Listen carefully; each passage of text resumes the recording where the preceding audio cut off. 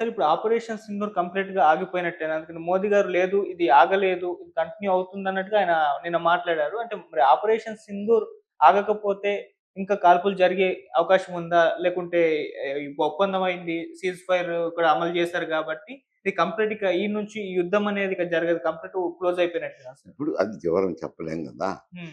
ఇప్పుడు నీకు మధ్యనో నాకు మధ్యనో అయితే ఏదో ఒక అంచనాకు ఒకదానికి రావచ్చు. హ్మ్. ఈ 2 దేశాల మధ్య తర్వాత ఆహ్, సైనికుల మధ్య హ్మ్. సైన్యం మధ్య అనేసరికి ఇండియాలో అయితే సైన్యం కొంచెం ప్రధానమంత్రి, రక్షణ మంత్రి వాళ్ళ ఆదేశాలను పాటించుతారు. ఓకే. వాళ్ళకై వాళ్ళు స్వయం నిర్ణయాలు తీసుకోరు. ఇక్కడి నుంచి పోయి ఇదే ఈ పర్పస్ పాకిస్తాన్ నుంచి ఏదైనా దాడి జరిగితే మీరు స్వేచ్ఛగా అప్పటికప్పుడు చర్యలు తీసుకోండి అని అటువంటి ఆదేశాలు తీసుకొని వాళ్ళు ముందుకు పోరు. హ్మ్. మన మన సైన్యం మీద ఆ అజమాయిషి ఉంది. ఎందుకంటే 3 విభాగాలుగా ఆర్మీని డివైడ్ చేశారు.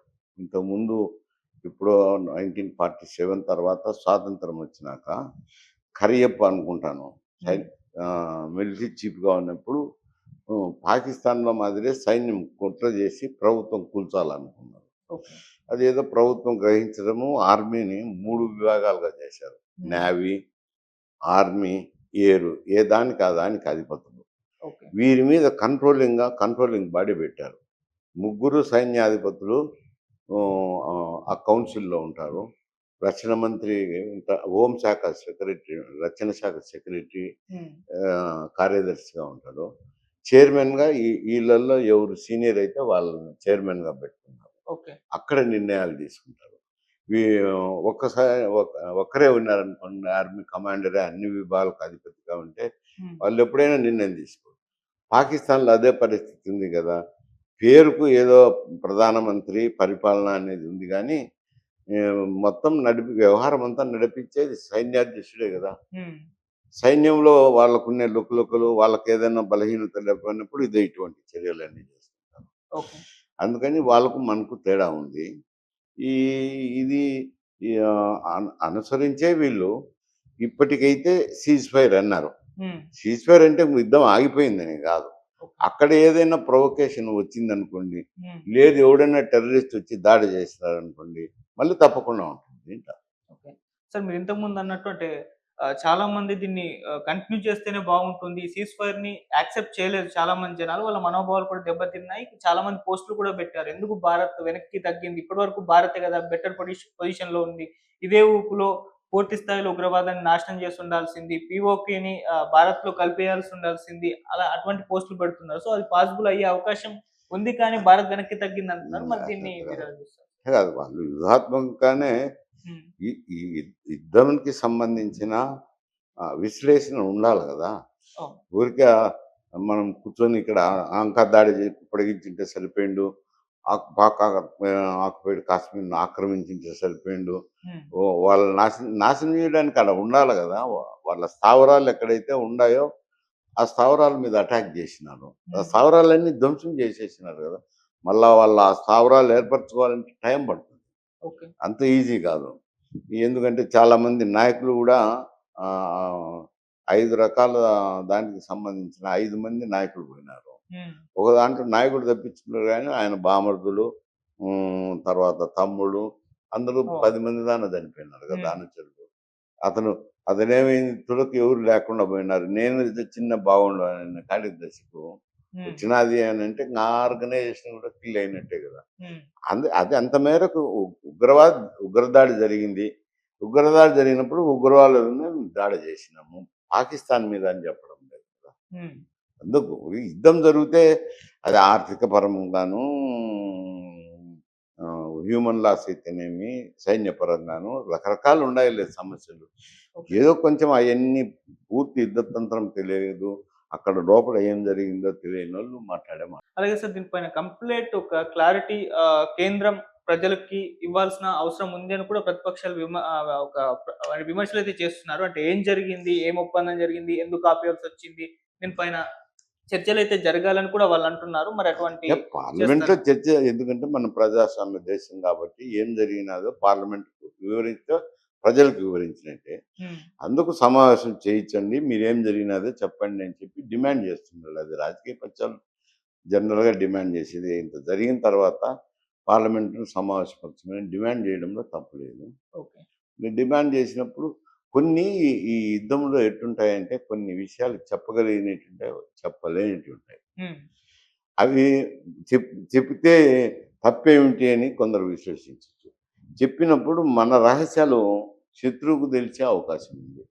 వాళ్ళు గూడా దానికి తగ్గట్టు ఎత్తుగడలు వేసేదానికి అవకాశం ఉంది. హ్మ్. నిన్న మిలిటరీ ముగ్గురు అధిపతులు గూడా చెప్పేటప్పుడు కొంత మేరకే జెప్పి ఇంతకంటే ఎక్కువ చెప్పలేము అని అన్నారు. హ్మ్. ఎందుకంటే అవతల వ్యక్తికి తెలుస్తది గదా! ఏం జరిగింది? ఏం జేసింది చెప్తే. ఓకే. సరే. సీజ్ ఫైర్ అమలైన తరువాత 2 కూడా అటు పాకిస్తాన్ వాళ్ళేమంటున్నారంటే, ఇప్పటివరకు ఈ యుద్ధంలో మేమే గెలిచామని జెప్పేసి వాళ్ళు ప్రకటించుకొని బహిర్గతంగా మీడియా ముఖంగా తర్వాత పెద్ద ఎత్తున ర్యాలీలు నిర్వహించారు. ఇప్పటికి కూడా ఇంకా ర్యాలీలైతే నడుస్తూ ఉన్నాయి వాళ్ళ దేశవ్యాప్తంగా కూడా.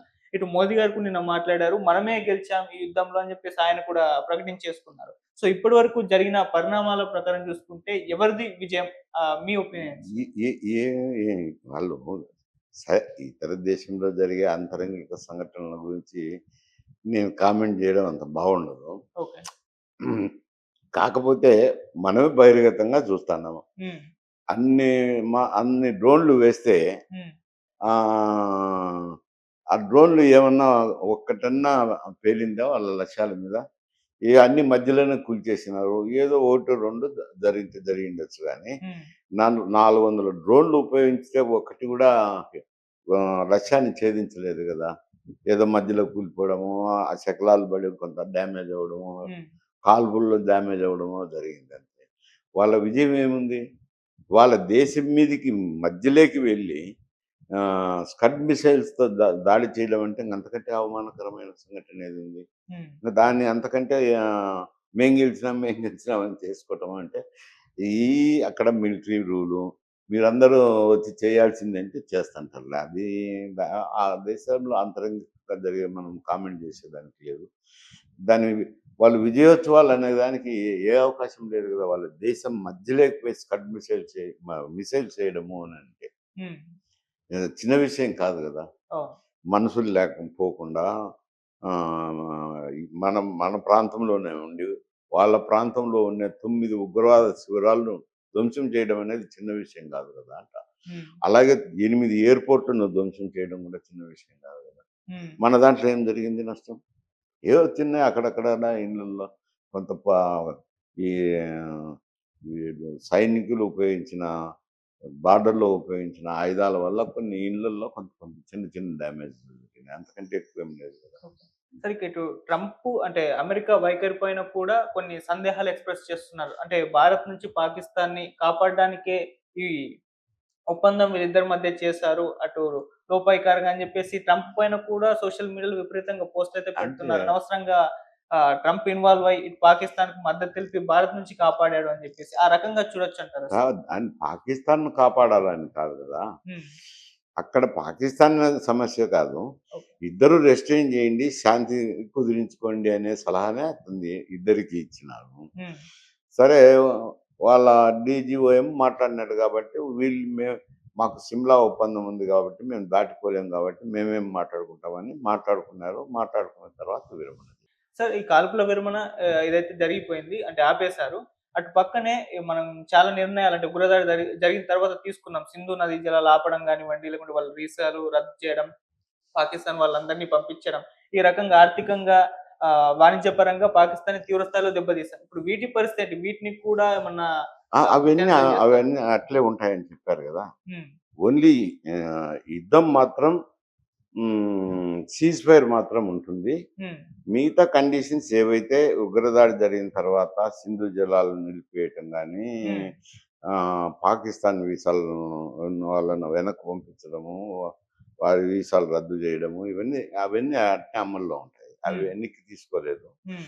యూ అయి తర్వాత జరిగే చర్చలను బట్టి ఉంటది. హ్మ్.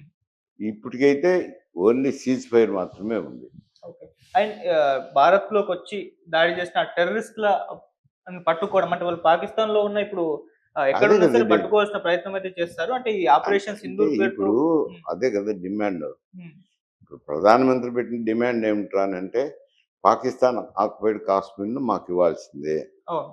రెండోది ఈ ఉగ్రవాదులను అరెస్ట్ చేసే విషయంలో మాకు సహకరించాలా. ఈ రెండే కదా కండిషన్స్ పెట్టింది. హ్మ్. మరి కండిషన్స్‌కి పాకిస్తాన్ యాక్సెప్ట్ చేస్తుందంటారా సార్? చేస్తుందో లేదో రేపు పొద్దున భవిష్యత్తులో చెప్పే విషయాలు. హ్మ్. సీజ్ ఫైర్ అనేది ఇప్పటికుంది. ఓకే. అదే సీజ్ ఫైర్ మీద కూర్చుంటారు. రేపేమన్నా చర్చలు జరుగుతాయా? అంటే హ్మ్. రేపంటే రేపు కాదు. భవిష్యత్తులో. హ్మ్. చర్చలు జరిగినప్పుడు ఈ అంశాలన్నీ వస్తాయంట. ఓకే. అంటే ఒప్పందాల వరకే ఈ సీజ్ ఫైర్. సి ఒకవేళ ఒప్పందాలు ఆ! సెట్ అవ్వకుంటే హ్మ్. కాల్పులు జరపకుండా సీజ్ ఫైర్ అంతే. హ్మ్. మిగతాటన్నీ అవన్నీ అట్లే ఉన్నాయి ఏంట. ఓకే ఏ సార్. ఏవైతే నిర్ణయాలు తీసుకుంటే ఆ నిర్ణయాలు అట్లే ఉన్నాయి. Okay sir. సార్ ఇది ఇప్పుడు అంటే చాలా మంది కూడా మాట్లాడుతున్నారు. ఇది పొలిటికల్‌గా ప్రధాని నరేంద్ర మోదీ గారికి కూడా మంచి హెల్ప్ అయ్యే అవకాశం కూడా ఉంది. ఎందుకంటే గతంలో కూడా యూరి అటాక్స్ కానివ్వండి, లేకపోతే పుల్వామా దాడులప్పుడు ప్రధాని మోదీ గారు వ్యవహరించిన తీరు అవన్నీ కూడా ఆయన పొలిటికల్‌గా కూడా హెల్ప్ అయ్యాయి. ఇప్పుడు ఇది ఆపరేషన్ సింధూర్ ఈ స్థాయిలో కూడా సక్సెస్ అయిపోయింది. సో ఇది ఎటువంటి ఆహ్, ఇంపాక్ట్ అంటే చూపిస్తుందంటారు? అంటే ప్రజల్లో ఎటువంటి రియాక్షన్ ఉంటది అనంటే హ్మ్. బట్ పహల్గామ్‌లో హ్మ్. 20 మంది యాత్రికుల్లో చంపేసినప్పుడు హ్మ్. దానికి తగ్గ ప్రతిదాడి జేయాలని ప్రతి ఒక్కరిలోనూ ఉన్నది. అవును. దానికి కావాల్సిన మేరకు ప్రతిదాడి జేశారు. ఓకే. అది ఏది ఉగ్రవాదుల మీదనే దాడి జేస్తామన్నారు. ఉగ్రవాద శిబిరాల మీదనే దాడి జేసినారు. హ్మ్. మిలిటరీని కదిలించాలనుకున్నప్పుడు మిలిటరీ ఎయిర్ బేసెస్ మీదన అటాక్ జేసినారు. ఓకే. ఆహ్, వాళ్ళయే ప్రాధేయపడేటట్టు జేసినారు. హ్మ్. విరమణ చేయమని అరేబియాను, సౌదీ అరేబియాను ఇతర కంట్రీస్‌నంతా లాబింగ్ జేశారు గదా! హ్మ్. అంటే అది భారతదేశానికి విజయం కిందనే లెక్క గదా! ఓకే. మరి దాడైతే చేసినారు గదా అతను. హ్మ్. అంటే మన ఆయుధ సంపత్తి గాని, మన దేశ ఆర్థిక విధానం గాని బలంగా ఉంది ఇప్పుడు ఓకే. పాకిస్తాన్ కంటే. హ్మ్. ఆయన ఒక్కడి పట్టుదలో, దిశ అనేది గాదు. హ్మ్. ప్రధానమంత్రిగా నిర్ణయం తీసుకుంటారు. ఓకే. ఆ నిర్ణయం డేర్ డెవిల్‌గా తీసుకున్నారు అంట. ఏమవుతది అని ఆలోచన చేసుకోకుండా తీసుకున్నారు అంట. తీసుకున్నారు గాబట్టి కొంత పేరు రావచ్చు కాదని చెప్పను హ్మ్. దీంట్లో. Okay sir. Right. Thank you so much.